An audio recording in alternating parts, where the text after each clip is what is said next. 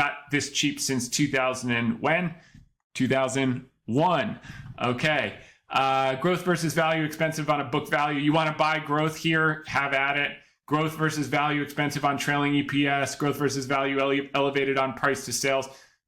Growth versus value, elevated on PE to growth. You can say this time is different, but I would argue that it's never different. There's a saying that good things happen when you buy assets at low valuations. And I would say the opposite is true. Bad things tend to happen over time when you buy overpriced assets. And that's what's happening for everyone crowding into the most crowded trade.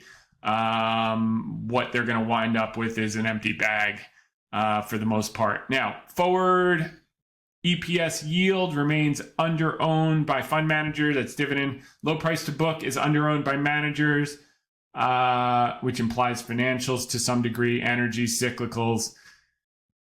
High forward EPS yield trades below historical average.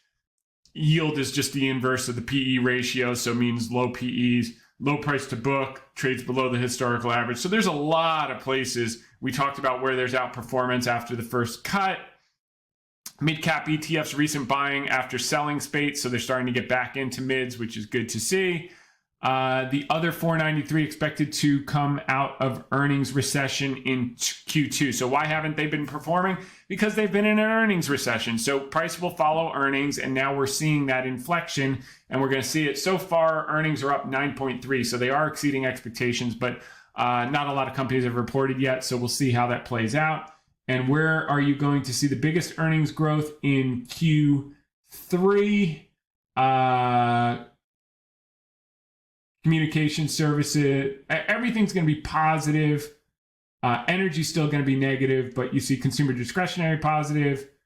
You see staples, financials, healthcare. Pretty much every sector is now positive, whereas last quarter, industrials were negative 2%. This quarter, they're going to be 11%. So that's huge. That's companies like Stanley Black & Decker, Generac, Boeing to a lesser extent. Materials was negative 9% last quarter.